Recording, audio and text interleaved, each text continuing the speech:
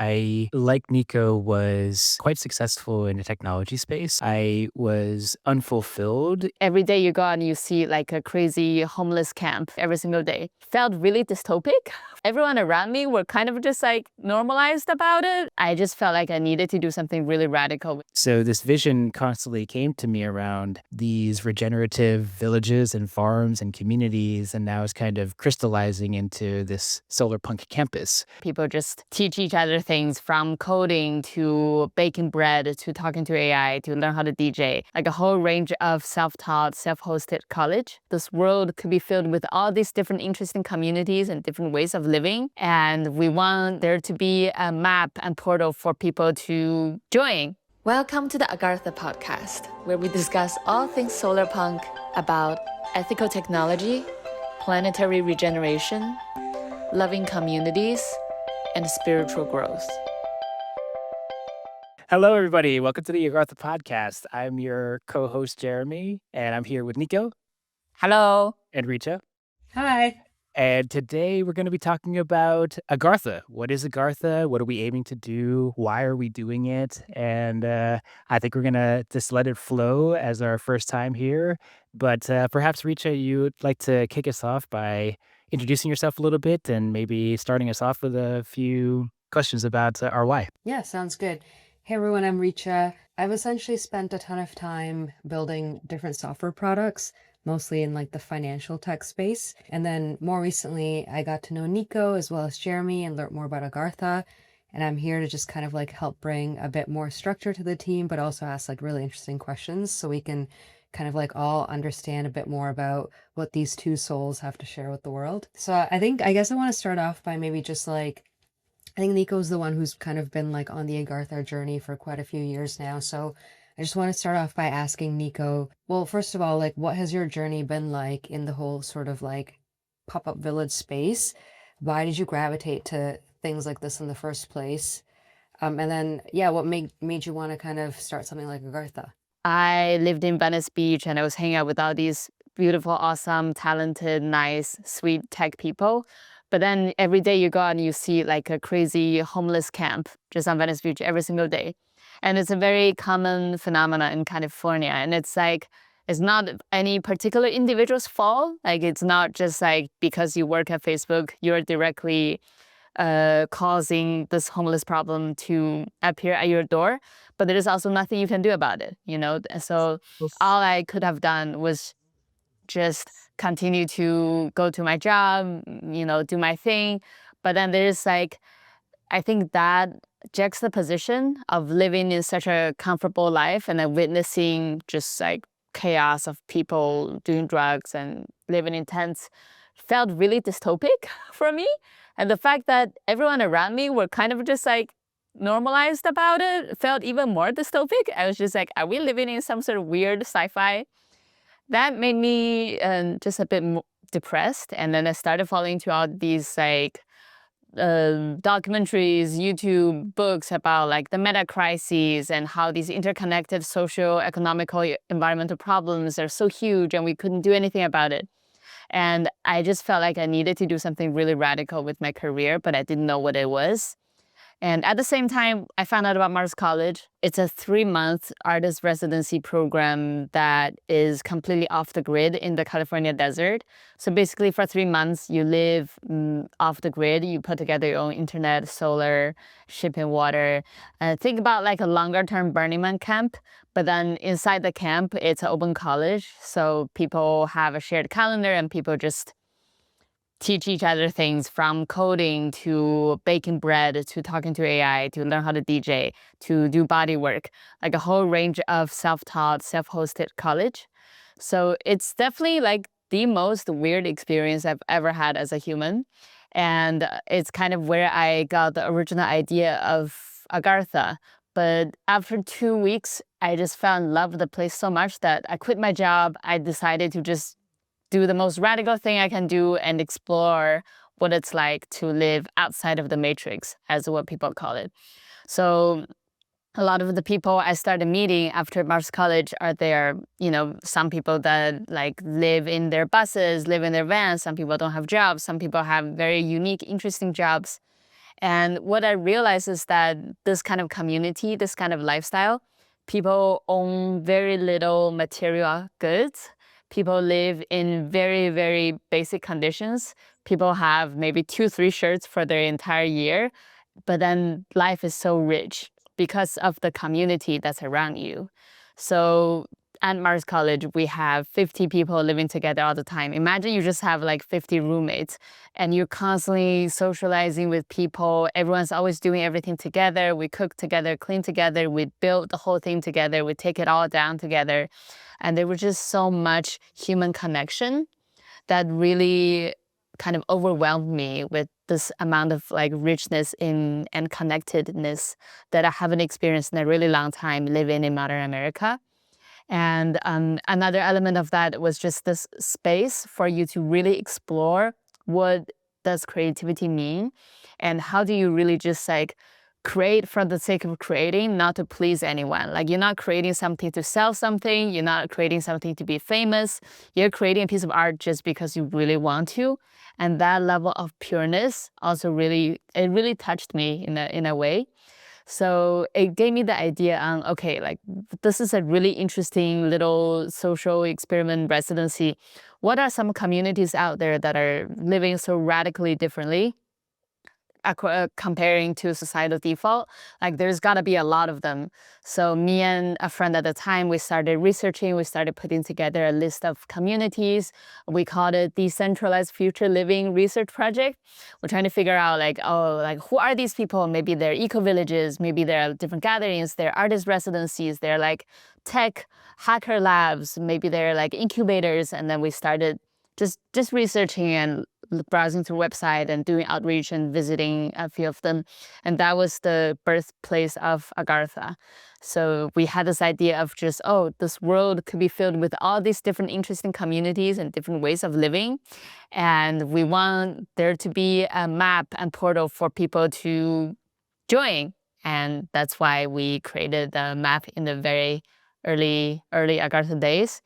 But at that time, I was just an artist and technologist. I have never started a company. I have no idea how business work.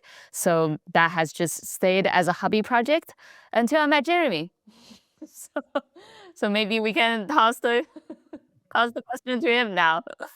Yeah, I have so many follow-up questions that maybe I'll like ask both of you guys, but maybe we can also, yeah, understand a bit more. Like, Jeremy, what were your motivations for also wanting to go down this path? And then when you met Nico, what made you want to like join the mission right away?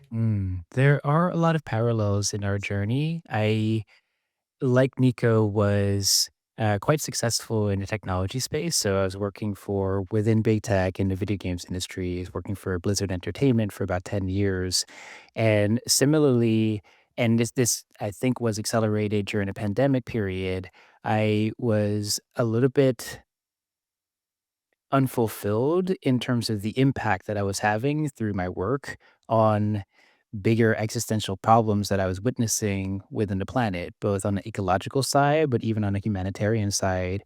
The level of social issues and inequality and the destruction we're having on the planet, it felt quite difficult to be in a place that had tremendous abundance and a lot of leverage, and then witnessing a lot of that not being deployed in ways that were actually regenerative.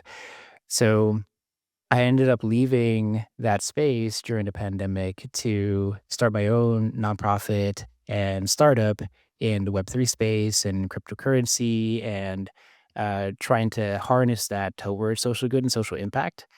And that journey, that decision really dramatically changed my life in terms of understanding what it is to actually operate as an entrepreneur in a startup. And it's really hard, really difficult, and really painful.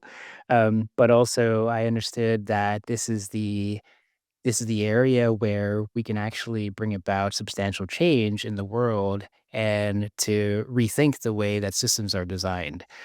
So during that time, something actually really came to me as as like an emerging vision. And it was just understanding, oh, actually, part of the pathway towards restoring the way the world functions and regenerating the earth and uniting humanity as a species is actually really tied to the way we live individually and as communities.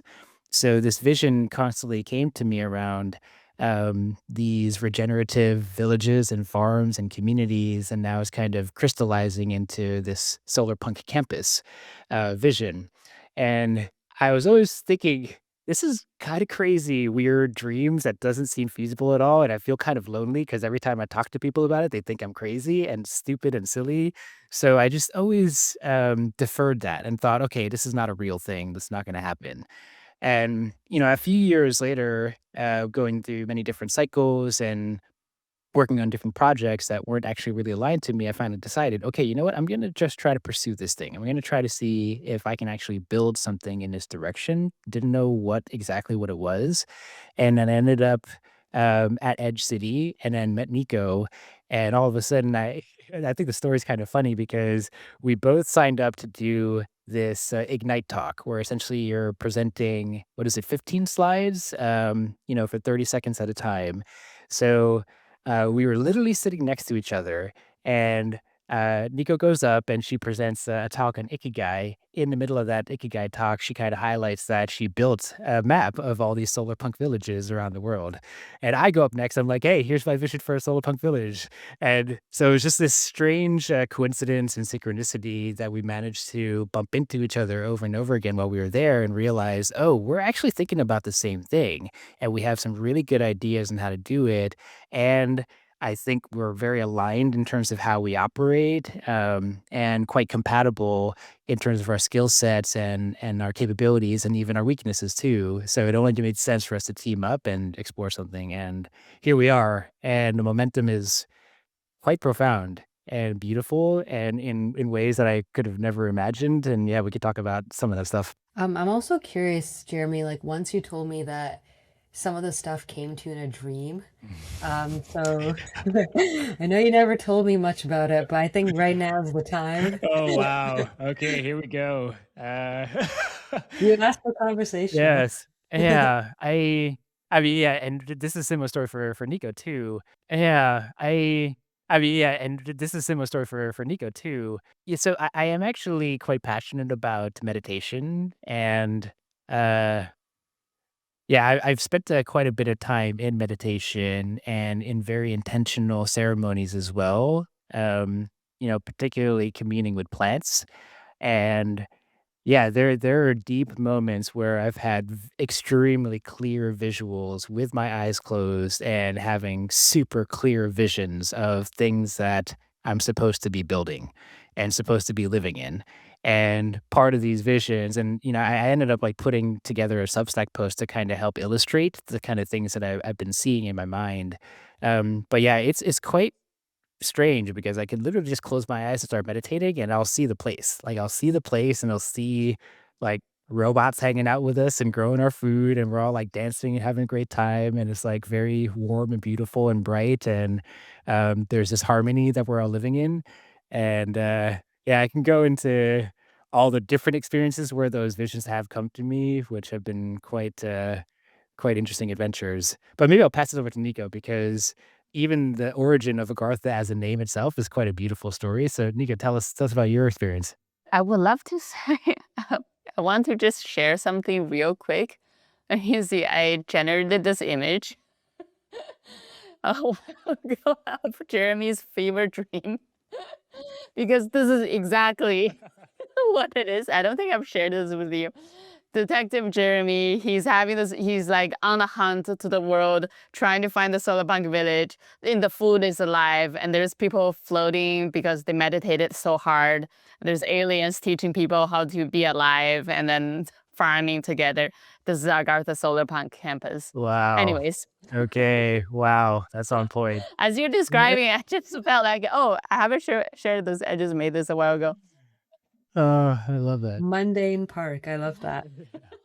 Just on the surface, a mundane park. But yeah, I also haven't heard about the story about your vision, but it totally makes sense. For me, it's kind of similar, but I'm just gonna go on some free-flowing tangent here.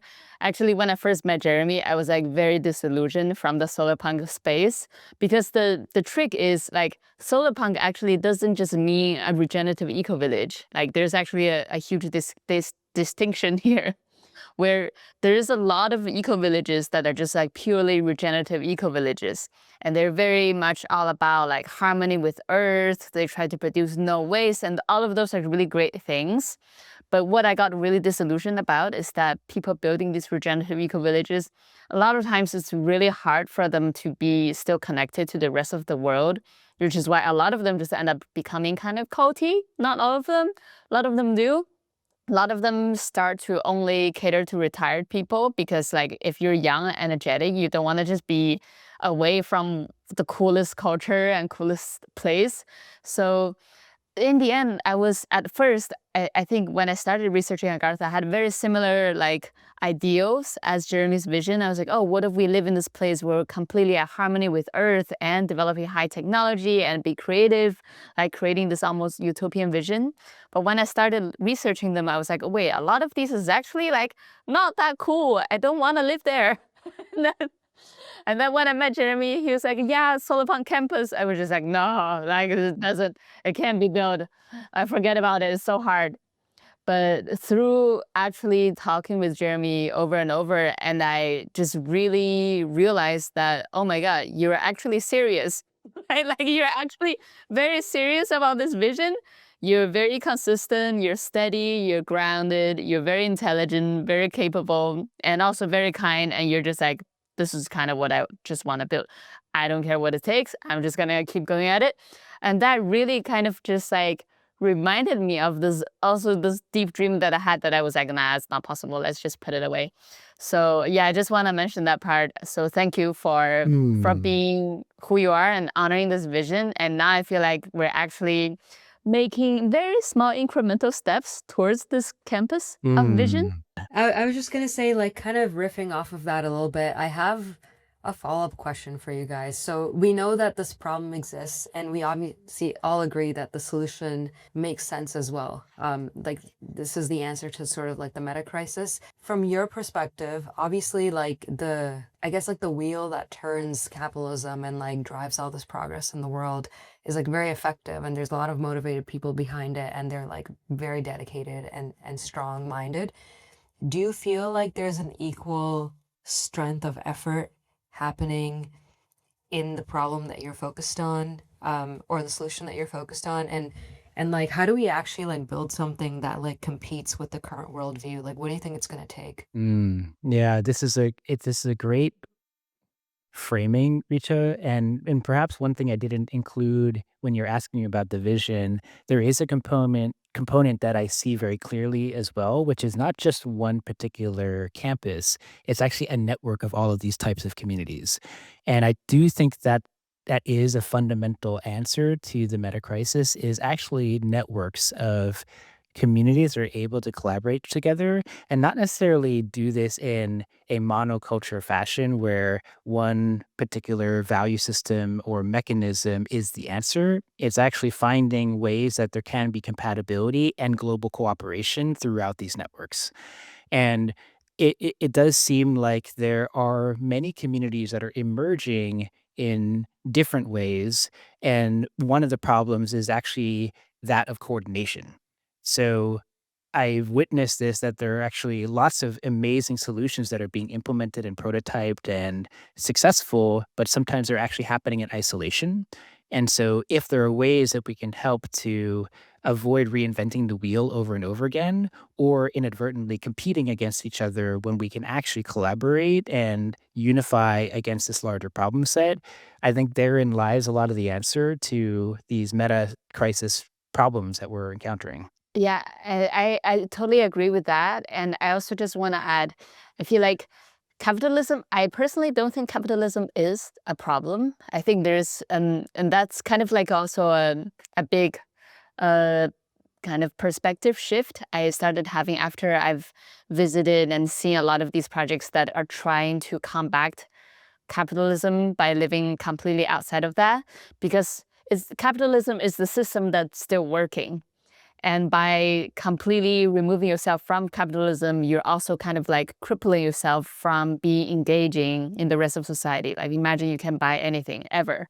No raw materials. Like if you want to make a table, you have to go chop a chop a tree and then like make from scratch. You need to, that's it just it by being super extreme against capitalism, you're also kind of crippling your ability to actually make more impact to the world. So there's a lot of projects out there that are still thriving, not just existing, but thriving within the capitalist system, but they're kind of realigning incentive and creating things that's actually good for the earth. So there's a lot of, I wouldn't say a lot, but there's a few like very great regenerative projects that are using the capitalism framework, and they're selling things, or they have some sort of way where you can contribute and pay them money, but then they're providing a service, but then the whole process of the operation is very ethical, and it's trying to create things that's better for planet, better for people. So I think that is kind of, first of all, I think that is possible, but I still exist within the system and transition the world towards a better way of coordination. And plus that there's many different communities doing that in different ways, in their different manner. And I think one kind of more semi-vacant space, it is this meta coordination between these communities. And that is something that we're very interested in looking into. And that is another reason that Agartha is very global. We try to connect with different communities and we chat with them and see like what are the solutions that they're creating in their little way that's solving a very local issue, and how can we break this network and kind of help support this bigger social movement. Yeah. Wow. This is a very big and heady topic because it is very high level systems thinking. And if I were to try to bring out some concrete examples of this, you know, Nico mentioned capitalism as a system, and one thing to even clarify, there's some nuance here because what we're experiencing is actually crony capitalism, where a lot of the system has been co-opted through corruption and through power consolidation and rigging of certain systems. But the fundamental idea of capitalism is really about quantifying and actually having a measured value exchange between individuals. And I do think that there's something important about that where we kind of do that intrinsically emotionally within our local communities and our families, but capitalism as systems has allowed us to quantify that at a global species level scale. And I think if we're to rethink how capitalism actually functions in a healthy and balanced way, it actually begins in these smaller communities where there already is a ton of value exchange happening constantly. It's just that we never really quantify or track that. And I think an answer lies within, is there an ability to do that? And then is there ability of a way to help standardize and open source or build public protocols where any community on the world can also adopt that? And in doing so, opens up and expands the available value that can be exchanged collectively.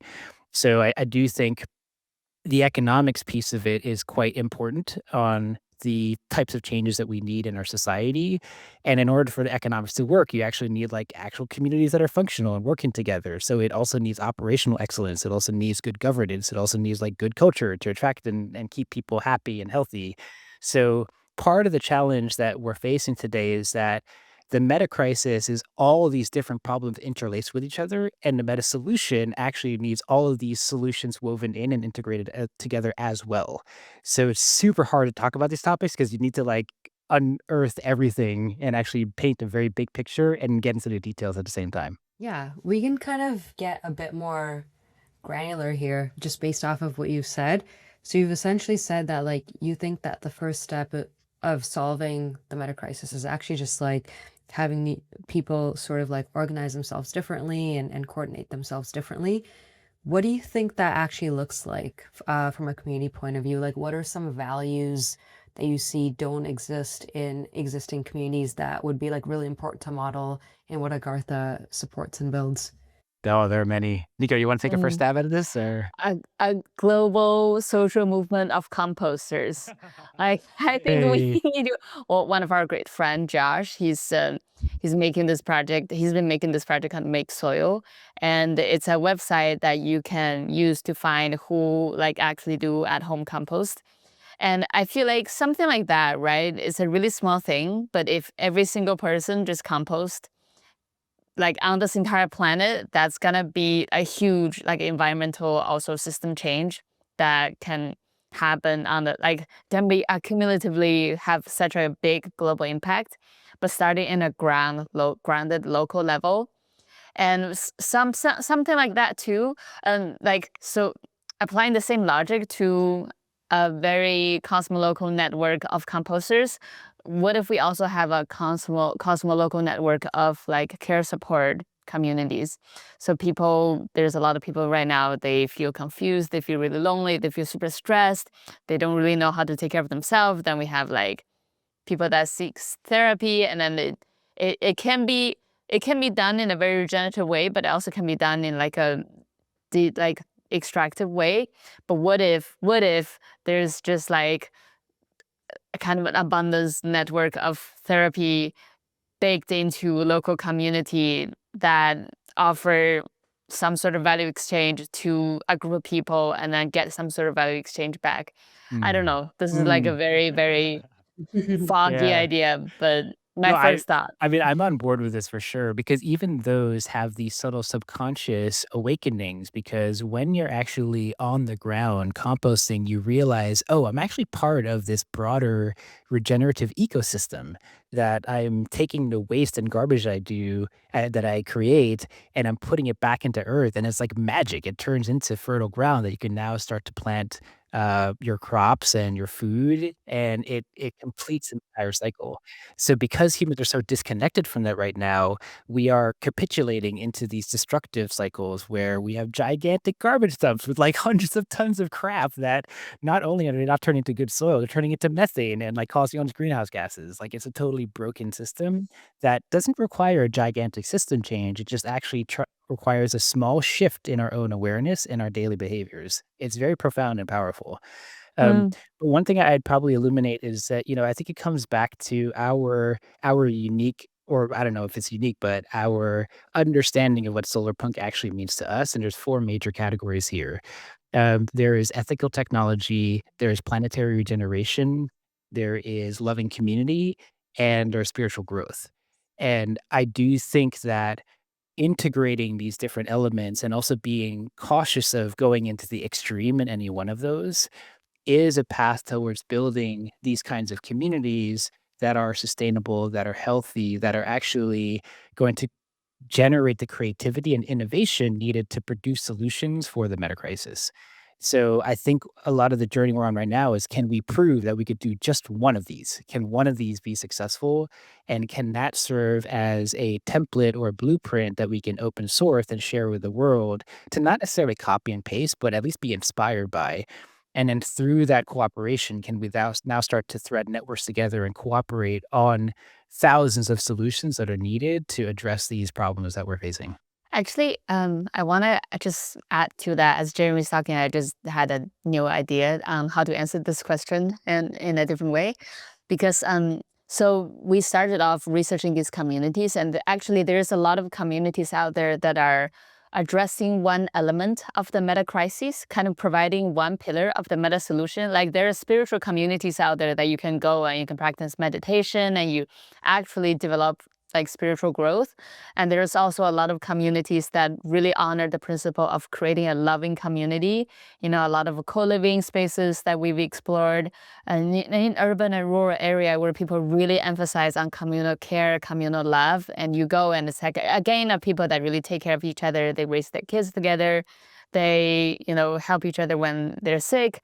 And there's also community that's super focused on technology. So there's all these incubators, there's all these like tech founder houses, and then there's communities super focused on regeneration. So I think it's actually a really amazing thing that a lot of people recognize, yeah, the meta crisis is real and I want to really address this. And I'm gonna build a community and get all the people that care about this thing to address it together. the challenge is to be able to achieve all these different pillars at the same time. It's like you want a beautiful place that's regenerative, that have the most cutting edge frontier technology, and also have loving community and loving principle, and people are super into spiritual growth. Those are kind of just really, really rare. At least I haven't found one that like hit all the boxes with 5 stars, but I feel like people are on the trajectory to actually create that, and that is something that we really want to create. Whoever wants to create that, we would love to chat with them, maybe team up. If not, we want to be the person to kind of incubate this. I don't know what it takes for us to get there, but I feel like we're trying to figure out how can we really get to a place where we create that specific vision of that community, and that is the Solarpunk campus. That sounds like a really well crafted sort of vision. So thanks for sharing that. I was going to say, like, obviously, as part of this, it really matters, like, what kind of people you attract into your space to kind of help build this vision out. And there's a lot of instances where people who are looking to escape the matrix are sometimes just also looking to explore new things and not necessarily fully aligned, but they're just like, they want to try different things. And then there's sometimes people who are like very aligned with the mission. They want to work like 100% towards this like specific goal, and they're going to put all of their effort behind it. So I guess, like, can you talk to me a bit more about like what's like the ideal sort of like person to kind of like come join a community like this, and like what does it take to sort of like I don't want to kind of like ask this question in a negative way, but it's like, how do you make sure that you're attracting like the right talent as well? Because it matters, it seems like, in terms of like reflecting the right vision back to the world. Yes, it's an important factor for sure, and I think we've learned through many different lessons in our respective journeys that if you're trying to force something together and there is a friction or incompatibility, it actually could lead to a lot of problems for the business or the community or even just your own health and sanity. So I do think there's a few things. One, that it's important to just honor everybody in their particular journey. And it's not to say that, we're elevated and you're not, or we're higher, or we're better, whatever. It's just we're on different paths. And so there is no like right or wrong or good or evil or bad when it comes to this. It's just understanding for where you're at in your journey, are we actually really compatible right now? And I think once you can recognize and honor that, then you can actually have the right conversation and set the right loving distance between each other to know, okay, at this loving distance, we can actually be quite compatible. But like when we're trying to do this thing together, oh, there's a lot of friction here. So my hope is that when everyone is in the midst of their journey, that they're able to find the right people that they're actually truly compatible with at their stage of evolution. And I do believe this, that that exists out there. And so perhaps part of our work here is to help illuminate, okay, here are the conditions of what this particular community functions like. Here's like our conditions as a team and how we work, and where are you at? And does this actually make sense? And if not, maybe there actually is a better place where this will actually make a lot more sense for you and it'll feel like flow and it'll feel like resonance. That's a little bit of where I'm trying to settle in. And by no means am I perfect at this. I feel like a lot is also is just trial and error and just seeing how things go. And sometimes things will blow up and like that's life and you learn important lessons. And hopefully you handle that with a lot of grace and compassion and love and don't make it feel like, okay, we're trying to, set some impossible standard that's not right. And is it some form of elitism? I don't know if that's the answer either. I think there's some kind of balance point. But Nico, I'm curious your take on this. Yeah, I feel like this is just about, well, a simple principle is to just likeness attract likeness. And I think a lesson that we've learned is just the more authentic we can be, the more like real we can be and honest we can be, the more we attract the kind of people that just really resonate with the language we use and then the message that we're sending out to the world. And I spend a lot of time thinking about this because I am kind of the creative art person for Agartha. I do all the branding and everything. So when I think about the branding, I'm thinking about, okay, what is the visual imagery I want to use to like attract the people that I want to attract? And in the end, it is kind of just the visual imagery I want to see. That's kind of the fundamental of it. Like, I want to see this image and I want to be excited about it. And what am I the most excited about? It is aliens. And then, so I'm very curious about aliens, and there's like a whole arch of Agartha that actually it's a 3-step process. Step number 1, individuals taking care of their own well-being and feeling super aligned and like feeling really good and wholesome and motivated to do things that's really good for themselves and the world. And then that step number 2, all these individuals get together. What happens next? They build a Solarpunk campus because they have such a cohesive, unique vision. They want what's best for themselves and for all the world. And then step number 3, aliens come because humanity has built something so incredible and solved a lot of the problems that we are still facing now. And that's kind of like the lore that maybe between the Agartha team, we kind of personally believe that maybe that could happen. But Oh, I'm yeah. not gonna try to convince anyone. If you think we're crazy, that's totally okay. But that's kind of like the lore that we believe in. And then I'm just gonna be more and more open about this narrative and this like mythology-ish / real life ethos that we have, and then see who vibes with that. Like, what kind of people are like, okay, wow, I love that. I want to live in accordance to my truth.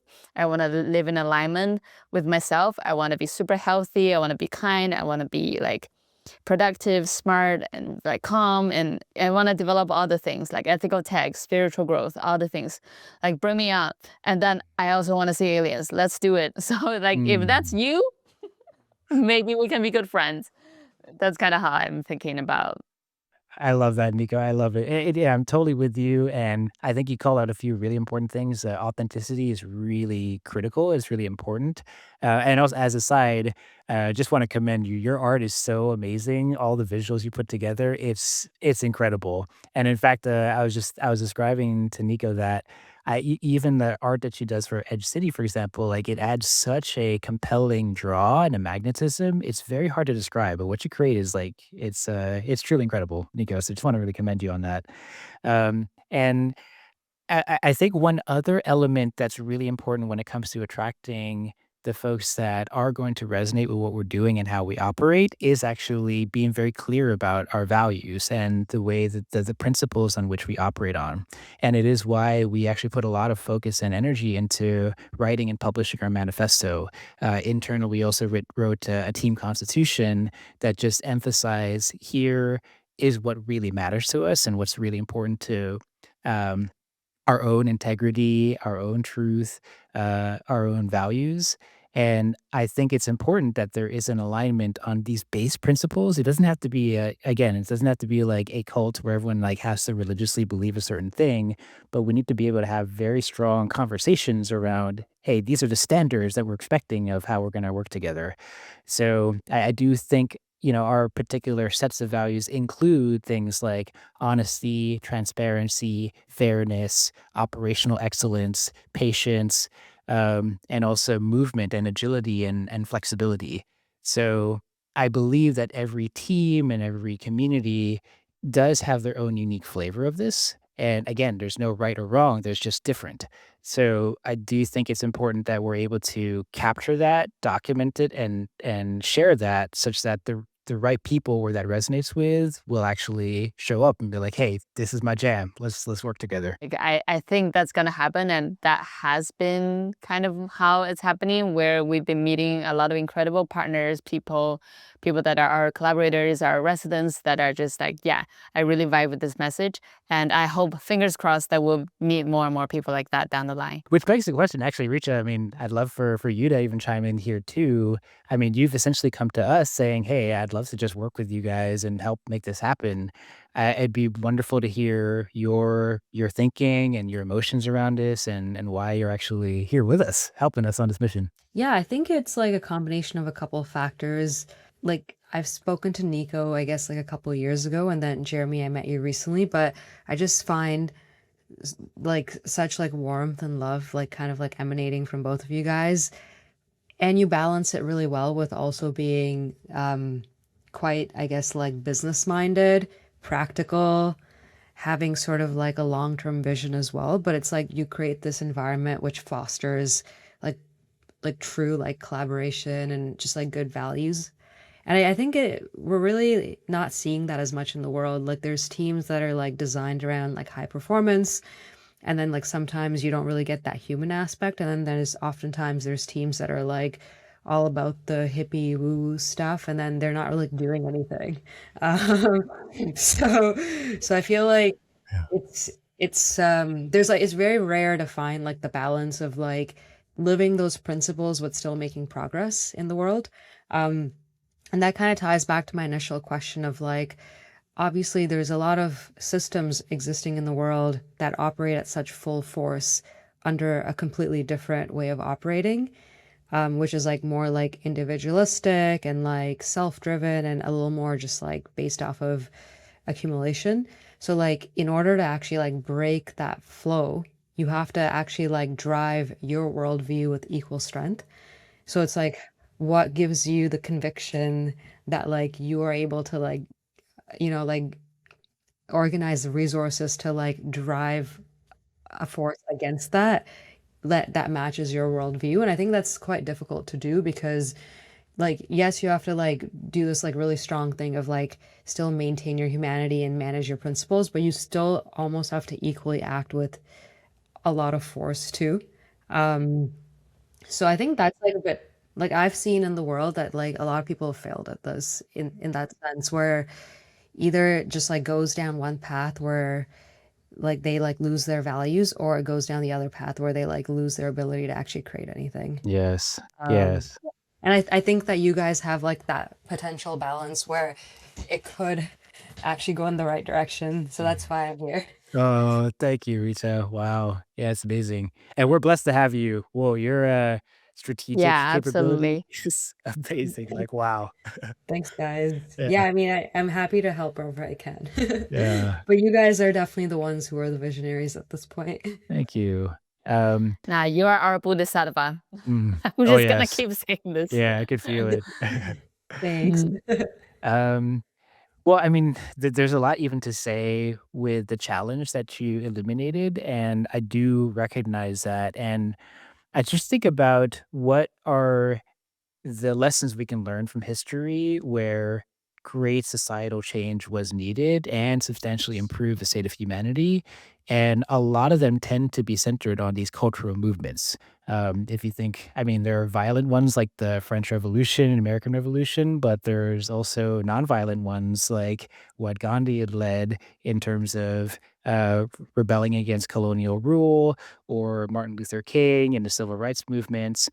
And if you think about each of those movements and the change that they brought, it fundamentally began with a reframing of the story and just saying, hey, we are witnessing a problem here, and then we are presenting and offering a solution. And then once there is a shared belief on that story, then it energizes people towards taking action and building things or stepping up and speaking out and sharing their voice. So I do see our journey as having many different stages evolving over time, but it probably first begins with reframing the story and having a very clear picture of what the solutions can actually be. And perhaps that is the superpowers that Nico has and that I have in terms of helping to either write that or to convey it in art or movies or discussions that we're having here on a podcast.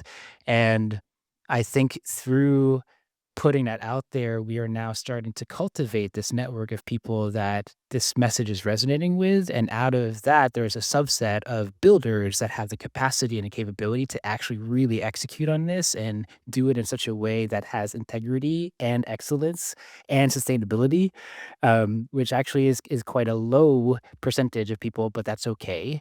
And I think from there, what that network is able to now generate and cultivate and build as a scaffolding and how it can integrate and interoperate, there's real potential there.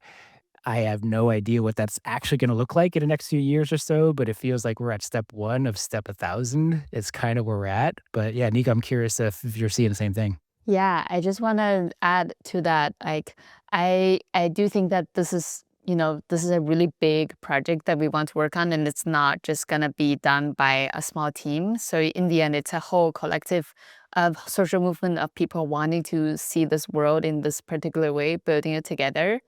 And I use I guess the framing, for example, right now, if you want to build an AI startup, you go to Silicon Valley and you get invested and you get incubated, and like that's the hub. But like it doesn't matter like the validity or longevity of that place, but at least there's like a hub of a place where you can actually go.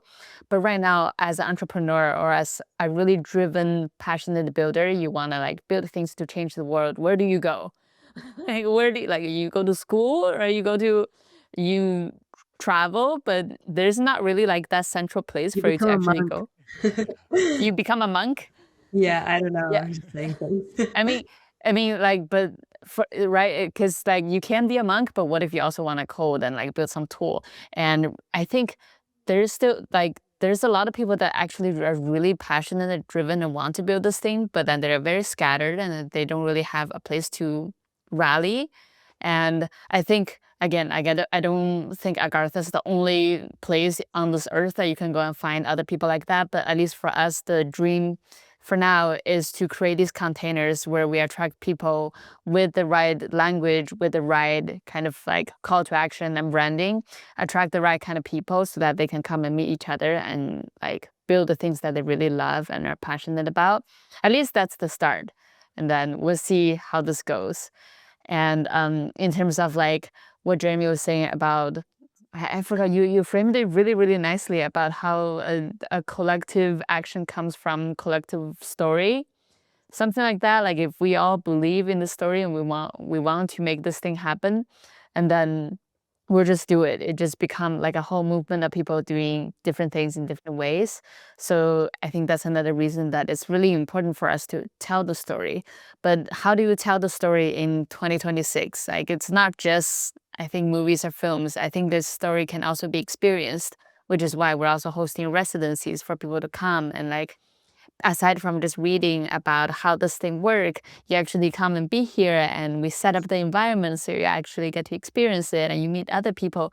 And on top of that, there's podcasts, there's blog, there's art and content that you can browse. And then like through this immersion therapy, you eventually start to understand or want to just live in a certain way and build certain type of projects.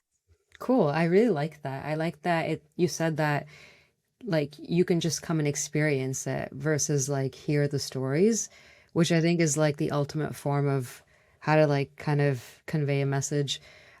Jeremy, you also used the example of like, okay, how have these social movements formed in the past? And you gave the example of like the French Revolution, but also like Gandhi, various things. And in all of those cases, it was really clear what the problem was. And then it was also really clear from I guess, like a story point of view, what the solution was that like everybody kind of like got behind.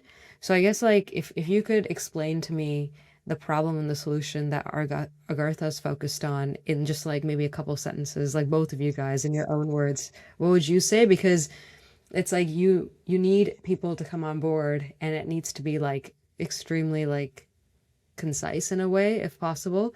I'm just curious how you'd both frame it. Okay, Like yeah. in the case of Gandhi, for example, it was like, he started off with like wanting equal rights for minorities in Africa, and then he expanded to kind of come work back again in India. And then it led to like just saying that like, like it should be equal rights, and then like he emphasized this thing called soul power, where previously like there was very much like like most citizens of India would just kind of like be dictated to and kind of like execute against certain things. But he like made everybody believe that you had this like indomitable soul and you have to like awaken that to kind of push back and just say no. So there's like specific things that he did. So that really drove this like whole revolution, I guess. But yeah, I guess curious, like from an Agartha point of view, what is the exact problem? And then like what is the exact solution? Mm, Like in just a couple words. okay, this is a very powerful challenge, Richa. I'm gonna give it a shot. I'm gonna give it a shot. Okay, so I would say that the the power structures, the system design, and the incentive mechanisms for our global society today are designed in such a way that it is leading to immense suffering and ecological destruction on the planet. That's the core problem at a very meta level. And I do think the solution is we can redesign these systems at micro scales and then start to deploy them as they're successful at a macro scale through networked communities. That to me, I think is a meta solution. And so we need to create many different opportunities and fertile ground for newer solutions to be prototyped, experimented, and then deployed at scale. Okay, so kind of like for example, Auroville is an example of this. There's like so many other examples, but like you just want people to live in a new way of interacting with each other with different value systems, and then once they have experience with that, then they shouldn't be able to go out into the world and like create more of that on their own. Or even just share the story. And because once people recognize, oh, something is possible here, like something's actually doable, like I could do this, the probability for it to occur dramatically increases. Right now, it's zero because everyone's like, yeah, whatever. It's just fantasy hippie stuff, like whatever. Mhm. But I think when you can prove it and shows like, wow, life is pretty awesome here, guys. Like, feel free to just copy and paste. I think there's something quite powerful about that. I think you mentioned Auroville, which is a great example because Auroville is like an incredible accomplishment of this community. I think there's even a story about someone planting a gajillion of trees that changed like a local climate. And it's one of the longest living intentional or massive impact intentional communities. And I would say just the vision that we will have is like imagine Auroville, but it's a college campus, like Auroville and Harvard having a baby like Auroville, but it's a college campus where there's robots and AI and all these very cutting edge frontier tech, combined with the spiritual teaching and the loving community as the environment. And then it can really be, it's a long term vision where like the impact of that kind of unfolds through different generations. If we can set up these kind of really beautiful, never existed foundational layer for human thriving, we can set that up for the next generation to grow up in such a fundamentally different environment. And who knows what they're gonna do? Like, those kids are gonna run wild. But this is like kind of the trajectory that we want to push our world towards. Yeah, that makes sense. I was gonna say like something you mentioned earlier around wanting to create more abundant experiences, Nico. Like that's kind of what I realized too. I think like in our society right now, it feels like you have to kind of like work for most things that come your way, and there's always just like this exchange that needs to happen where you have to like earn the right for X, Y, and Z. But what I experienced in certain communities which felt different. For example, I did Vipassana through like the big Vipassana organization. I've also been to like a couple of these like Ayurvedic retreats, and then there's like a few other things that I've experienced as well where it operates kind of different. Like it operates kind of like from a gifting based economy, and you like really feel this like sense of abundance as soon as you step in. Whereas outside, you feel like the scarcity, and you always feel like your value is measured by like the amount of work you put in and what you are worth to others. Whereas here, it's more like you give as much as you want and you receive a lot in return. And it like really reframes your worldview in a sense, and like it makes you like make different decisions. And I think Mhm. like for me, like one of the most important things, like you mentioned that, we want to create like smaller communities that replicate this worldview, and form a network. I think like what would be the most interesting thing to like do in these smaller communities is like how do we cultivate like this like real feeling of abundance? Because I think that's like the thing that's missing in a sense, and probably like it probably like that feeling of abundance is actually probably like natural in a sense in a lot of like human communities that like have been around for like thousands of years, like in smaller villages. Like I feel like it was just part of it, but then we've like stripped it away in modern society. So Mm. yeah, that's just my piece Mhm. right there. That's huge, Richa. It's huge because it touches on so many different areas. Because one, the system design I was referring to does create this story of scarcity because we're so fixated on a particular number. But actually abundance comes in many different forms. There's just take a look at nature. Like nature is like crazy abundant. Like a fruit tree could produce more food than you'll ever need for an entire family for many, many, many years. And there's also abundance in community and friendship and family. There's all of these things that provide for us for the things we actually need, but we actually just don't quantify it. So I think our definitions of abundance have been warped through societal programming, whether that's intentional or not. And because of that, when we're operating in scarcity, it starts to shift us into this us versus them mentality because you're actually quite scared and struggling for resources or perceived resources. So then it creates division and it blame and prejudices and biases and the sense of, well, we can't cooperate because I need to like take care of my own stuff. So it's very fundamental to a lot of the conflict and suffering that we have today. So I agree with you. Shifting just the mindset of abundance is vitally important. Yeah, and I want to say, I think a lot of this is still, I wouldn't say we have it all figured out. So a lot of this, we're still on the journey of trying to figure that out. But Vipassana, for example, is such a great case study. Like it's a project that is it's created massive social movement, really alleviated, like, or like really, I think, improve on a global scale, reduced human suffering in many different ways. And it's completely like donation based and volunteer run. And when I discovered how big of a network Vipassana has, like so many centers and this all around a donation, I was just very blown away with like, the operational excellence that this whole project have, and it's completely grassroots.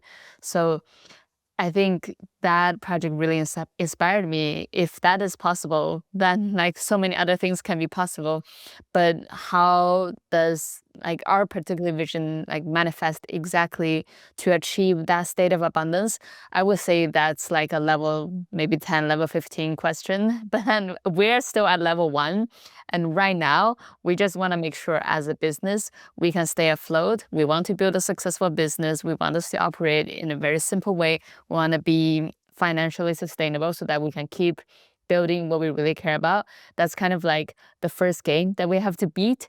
But once we once we get to some sort of homeostasis here as a team, then we can start to think about explore like what does the next level of abundance actually look like.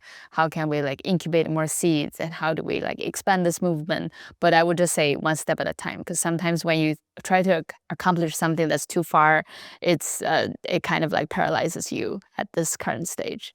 100%. Um, oh, I was just gonna say like that totally makes sense. But I will say though that even in like the few interactions that I've had with the team and even from the experiences I hear of other people who've attended Agartha residencies, they definitely got in touch with like this element of abundance. So I think you guys are off to a great start, I would Mm. say. Thank you, Rita. Thank you. Yeah. I'm so It's glad. yeah. Yeah, it's a long journey. And yeah, for sure. I do think I've lived many different lifetimes here that have helped informed me into stepping in here at a more practical and grounded approach. I've definitely had like really big ambitions and ideas in my former startups and other endeavors that I've done that have taught me like some hard lessons around just being very grounded and reality checking myself.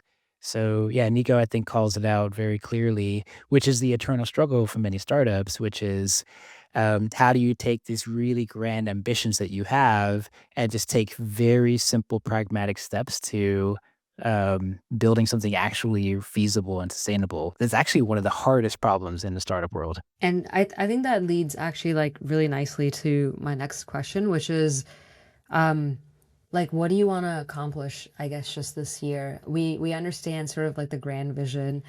What does it boil down to for like this level 1 thing that Nico talked about? Finding the right product market fit will be our goal for this year. And I feel like we're kind of getting there now. We're about to start, I think in 9 days, our third residency of the year. And then every residency, we're kind of like expanding a little bit, and we have more like more financial sustainability of every new residency that we do, and more demand. And we have 2 more residencies planned after this, one in California, one in New York, with different partners. And I think this could be a trajectory of like saying that there is some sort of product market fit here. And another great sign is that a lot of people that came to our past residencies are coming back. I think we have 30% people in this new residencies are from the last one, which is great because it means that people love it. And so if we can keep proving out that there's a product market fit here, that as a team that we can just sustain ourselves by hosting these events, while at the same time have enough space to actually develop the cultural piece of Agartha. So which includes running this podcast, includes keep writing our blog, and developing our social presence, and launching a merch shop at some point in the next few months. So if we can hit all these targets and start to prove, okay, are there people buying our merch? Are there people watching our reels? Are there people reading our blog and watching our podcast? And start to just grow that number in a holistic way where all these channels bring people back into learning about Agartha, what is the vision, and maybe potentially joining our residencies if it's like accessible to them. That will be a really great way to end the year. Oh, and we have a crazy idea for the end of the year. I'm just gonna say this. Jeremy and I have an idea of doing like a very private, super small scale, shamanic trip. It's like the Agartha Techno Shaman Residency, where you do a 10-day meditation retreat followed by an ayahuasca ceremony. We want to end the year with a bang. So we might just turn that into a residency and invite whoever's interested in doing this challenge with us. Let's do it together. So that will be like maybe just after the next two residencies, that will be like a very special one to end the year. But yeah, that's kind of how I All see the rest right. of the year Yeah, the is gonna full-on go. woo is out of the closet now. No, but it's not just woo. You have to meditate and Yeah, not talk for totally. 10 days. That not Totally. everyone can do that. Oh, yeah, it's gonna be, If it's gonna be if pretty it's hardcore. only like psychedelics, then maybe it's a little bit too woo Mm. because you just go, you trip. But I like the idea of like pairing actual spiritual practice with psychedelics. Yes, yes, big time. So to Oh, continue in terms of what would feel like success for this year, I 100% agree with what Nico said, and I would add on, there's a sense of having a lot of clear focus on what it is that we're doing, and I do think the storytelling and building a community around that is probably the most important. Um, I would say it would feel to me quite successful where it goes beyond the storytelling and we're actually helping to cultivate real solutions on the ground. And Nico brought this up as a great example. I do think what Josh is working on in Make Soil is a great example of how we can actually truly embody and practice living a solar punk lifestyle, which is okay, this is a very clear way we can regenerate the earth by composting and being a part of this life cycle. So if there are projects that we can help galvanize energy and focus and attention to that are really having this positive impact on the planet, that to me feels like a great success for this year. And it doesn't require us to do that work ourselves. It just requires us to give the right visibility to the right projects. Yeah, I just want to add real quick. I think the two actually connects really well because we're focusing on culture building and storytelling, but what kind of story are we telling? Aside from the other alien stuff, which is fun, we actually really also want to tell the story of real people working on super epic, impact-driven project. So Josh, our great friend, is one example, but there's a lot of other people that's in the Agartha network that we're gonna start to interview one by one, each of them working on some super awesome project that is very Solarpunk aligned. And this movement already exists. So many people don't know about it. We want to just start telling the story. And then that's another goal of the year. If I'm a builder who's already building in the solar punk space, um, like what can I take away from Agartha this year? Like what kind of support can you offer me? And then like how can I be just part of like Agartha's journey? And the second question is if I'm just a person who resonates with your ideas but don't really know where to get started, where do I like how do I what are my next steps and what's like the one thing that Agartha wants to kind of like share with me and leave me with? So there's two categories. I think for the first category, which are essentially the builders, I do think the number of challenges that builders have is quite high and amongst many different categories. Whether it's the land that they're working on, or the climate, or technology, or community building, or governance. There's so many different challenges. One common theme that we've come across is the people aspect around it, because it's so hard to recruit and have a person commit to living on a land and doing really hard work. So very often projects have come to us and asked to just help storytell and build visibility and build awareness around what these amazing projects are actually working on. And no project is actually perfect, but I do think part of our role here is to provide this clear information in a way that we can convey it with some human perspective and some our own unique flavor and taste, and make it fun and interesting. So I do think there is some benefit there and some symbiosis with a lot of the land projects that we're connected to. So that's one way that we can be of immediate help, is really give them that visibility. Similarly, I think because of the network and the community we're building, we now just have so many people that we know with very specific skills and passions and interests and values. So, in some regards, we kind of function as this matchmaking network to help say, hey, do you know about these people or and what they're doing? And you have these objectives. Maybe it's good for you to talk. And maybe I'll hand it over to Nico. When it comes to the broader audience and the folks that are just interested in trying to get educated, what's your take on what we could do for them? Yeah, well, there's basically, I would love do to basically help them with everything, but we can't do everything. So the solid offering that we have, it is the community.